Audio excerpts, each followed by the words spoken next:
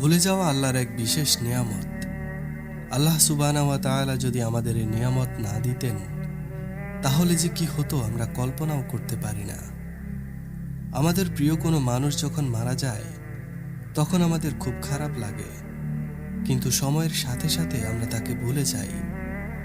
মানে তার অনুপস্থিতিতেও আমরা বেঁচে থাকতে শিখে যাই।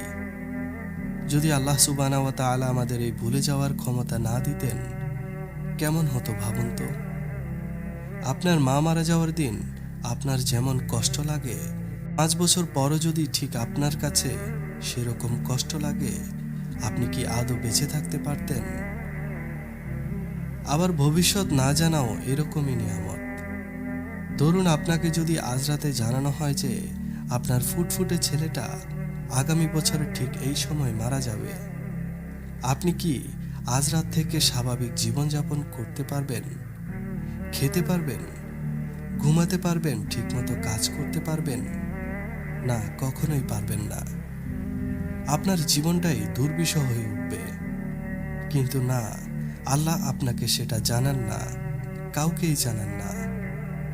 সেই জ্ঞান তিনি তার কাছেই রেখেছেন, যাতে আমরা স্বাভাবিক জীবনযাপন করতে পারি।